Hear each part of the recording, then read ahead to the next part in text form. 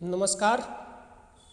आज के video lecture का टॉपिक है राज्य के कार्य। राज्य के कार्यों को समझने से पहले, उन पर प्रकाश डालने से पहले हम संक्षेप में इसकी पृष्ठभूमि पर विचार विमर्श करते हैं। प्रारंभ से ही जब से राज्य अस्तित्व में आया है, राज्य के कार्यों के ऊपर विचार विमर्श किया जाता है तो दो मत प्रतिपादित किए जाते हैं। एक तो ये माना जाता है कि राज्य क्या साध्य है या फिर साधन है। तो जो कुछ विचारक हैं जिन्हें हम आदर्शवादी विचारकों की श्रेणी में रखते हैं, उनका मानना है कि राज्य एक साध्य है, राज्य स्वयं में साध्य है। और इन विद्वानों का मानना है कि राज्य मानव जीवन का उच्चतम लक्ष्य है और अपने आप में साध्य है। प्लेटो और अरस्तु, जिन्हें यूनानी विचारकों की संज्ञा दी जाती है, इन्होंने इसी मत का प्रतिपादन किया है। इन विचारकों का यानी यूनानी विचारकों का मानना था कि व्यक्तियों का सर्वोत्कृष्ट जीवन राज्य में ही संभव हो सकता है और बिना राज्य के हित के व्यक्तियों के पृथक हितों की कल्पना नहीं की जा सकती। तो इन विद्वानों ने इसी मत का प्रतिपादन किया है कि राज्य स्वयं में साध्य है। और आगे हीगल, ब्रेडले, बोसांके आदि विचारकों ने भी इसी मत का पोषण किया है। जैसे हीगल का मानना था कि राज्य स्वयं ईश्वर है और यह पृथ्वी पर स्थित दैवीय विचार है। इसी प्रकार जो फासीवाद है और नाजीवादी विचारधारा है, वो भी राज्य को एक साध्य मानकर इस बात का प्रतिपादन करती है कि कोई भी आध्यात्मिक और मानवीय वस्तु राज्य के बाहर नहीं हो सकती। यदि वह राज्य के बाहर है तो उसका कोई मूल्य नहीं है। इस प्रकार इन विद्वानों ने राज्य को साध्य माना है।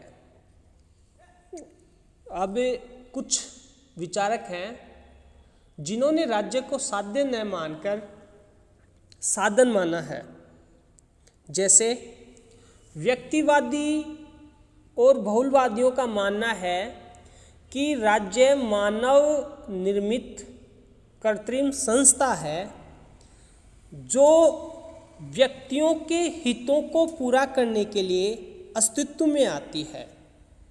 इस प्रकार व्यक्तिवादी राज्य के अस्तित्व को स्वीकार तो करते हैं, लेकिन किसी भी परिस्थिति में राज्य को साध्य मानने से इनकार कर देते हैं।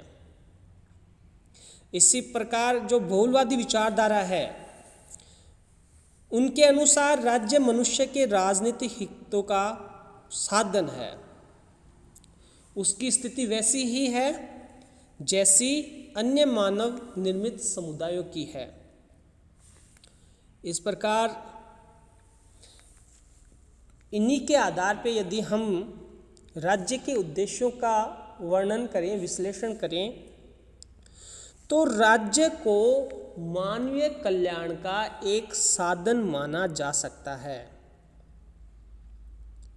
यूनानी विचारकों का मत था कि राज्य का उद्देश्य आत्मनिर्भर जीवन की प्राप्ति होता है और राज्य के भीतर ही नागरिक अपने व्यक्तित्व का विकास कर सकते हैं। इस प्रकार आधुनिक विद्वानों ने भी राज्य के निम्न उद्देश्य का प्रतिपादन किया है, जैसे सामूहिक हितों को संपादन करना। वर्तमान समय में जो मनुष्य जीवन है वह अत्यंत ही जटिल है और आज बिना राज्य के मनुष्य अपने व्यक्तित्व का, अपने जीवन का संचालन नहीं कर सकता। इसी प्रकार राज्य में शांति व्यवस्था, सुरक्षा बनाए रखना भी एक राज्य का उद्देश्य हो सकता है। सभी विचारक ये मानकर चलते हैं कि राज्य का सबसे प्रथम उद्देश्य शांति स्थापित करना है।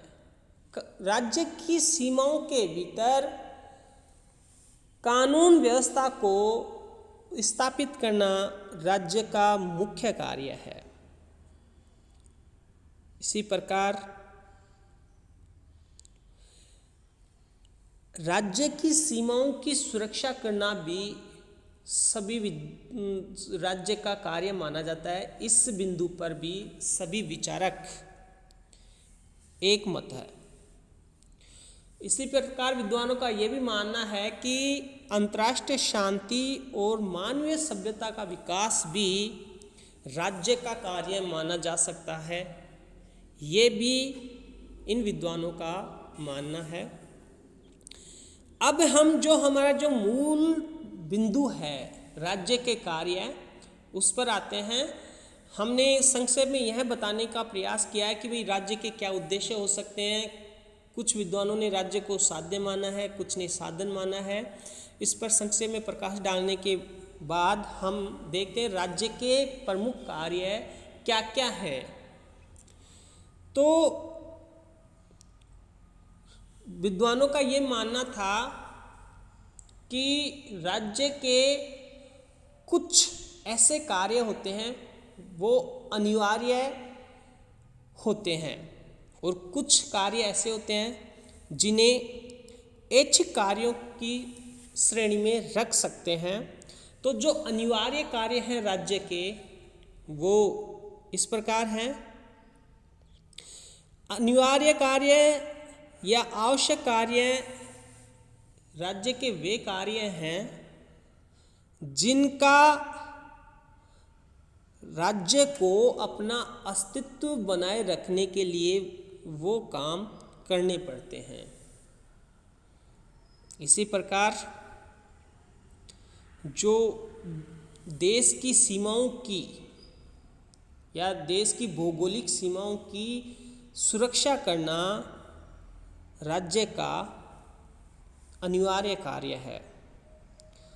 बाहरी आक्रमण होते हैं, उनसे देश की भौगोलिक सीमाओं की सुरक्षा करना राज्य का ऐसा कार्य है जिसे पूरा किए बिना राज्य अपने अस्तित्व की रक्षा नहीं कर सकता। राज्य के द्वारा यह कार्य एक व्यवस्थित और संगठित सेना के द्वारा पूरा किया जाता है। जो दूसरा कार्य है, राज्य की सीमाओं के भीतर कानून व्यवस्था की स्थापना करना राज्य का दूसरा कार्य है।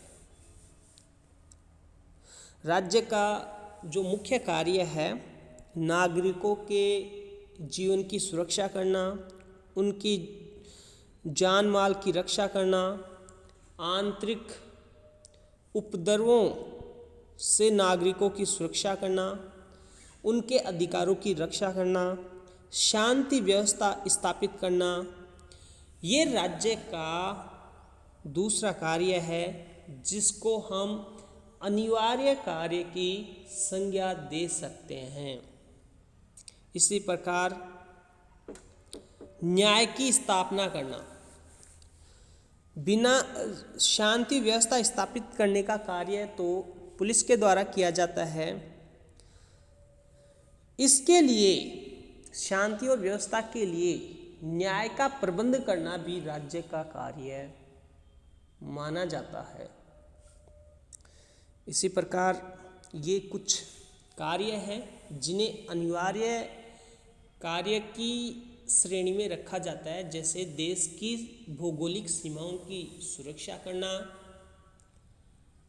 राज्य की सीमाओं के भीतर कानून व्यवस्था की स्थापना करना, इसी प्रकार न्याय का प्रबंध करना, ये राज्य के अनिवार्य कार्य हैं।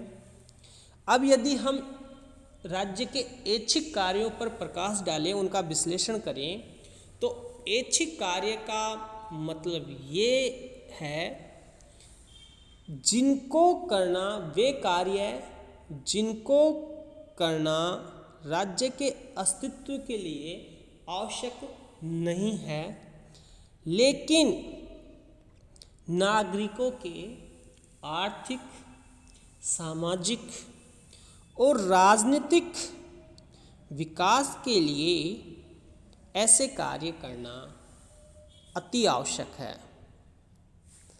जिस प्रकार जब राज्य का विकास हो रहा था तो उस समय एक पुलिस स्टेट था। पुलिस स्टेट का मतलब यही था कि उस समय तक राज्य की भूमिका सीमित थी, राज्य के कार्य सीमित थे, केवल कानून व्यवस्था को स्थापित करना और भारत देश की सीमाओं की रक्षा करना, न्याय व्यवस्था की स्थापना करना, यही राज्य के कार्य माने जाते थे। जो शुरू के उदारवादी विचारक थे, उन्होंने केवल नकारात्मक राज्य का या नकारात्मक उदारवाद का ही प्रतिपादन किया था, लेकिन धीरे धीरे जैसे जैसे लोक कल्याणकारी राज्य की अवधारणा का उदय हुआ तो राज्य के कार्यों में बढ़ोतरी होना शुरू हो गया। इस प्रकार ऐच्छिक कार्यों का महत्व दिन प्रतिदिन बढ़ता गया। तो ऐच्छिक कार्यों में जो मुख्य कार्य होते हैं, शिक्षा की व्यवस्था करना। शिक्षा श्रेष्ठ सामाजिक जीवन के लिए अति आवश्यक है और शिक्षा के बिना एक सभ्य नागरिक समाज की कल्पना नहीं की जा सकती और इसके बिना कोई भी व्यक्ति अपने व्यक्तित्व का विकास नहीं कर सकता। तो राज्य का यह दायित्व है कि वह प्रारंभिक शिक्षा निःशुल्क सभी व्यक्तियों को उपलब्ध करवाए और इसके लिए उसकी जो मूलभूत सुविधाएं हैं उनको जुटाए। ये राज्य का दायित्व है या राज्य का कार्य है। ये कार्य ऐच्छिक कार्य की श्रेणी में आता है। इसी प्रकार स्वास्थ्य की देखभाल करना। जीवन का आनंद अच्छे स्वास्थ्य पर ही निर्भर करता है। स्वस्थ व्यक्ति ही सामाजिक कर्तव्यों का अच्छे तरीके से संपादन कर सकता है। इस प्रकार जनता के स्वास्थ्य की रक्षा करना भी और उस स्वास्थ्य के लिए आधारभूत सुविधाओं को जुटाना, जैसे सफाई, स्वच्छ जल, अस्पताल, नर्सिंग होम आदि की प्रबंध भी राज्य के द्वारा ही किया जाता है। इसी प्रकार यातायात के साधनों का प्रबंध करना भी राज्य का ऐच्छिक कार्य माना जाता है। वर्तमान समय में या आधुनिक समय में यातायात के साधनों का महत्व बढ़ता जा रहा है और ये बिना आज यातायात के साधनों के हम हमारे जीवन की कल्पना भी नहीं कर सकते। तो जनता की सुविधा और देश के आर्थिक विकास के लिए राज्य के द्वारा यातायात के साधनों का प्रबंध किया जाए, इन सुविधाओं का प्रबंध किया जाए। इसी प्रकार व्यापार, उद्योग धंधों को बढ़ावा देना, उनकी व्यवस्था करना, ये भी राज्य का कार्य माना जाता है।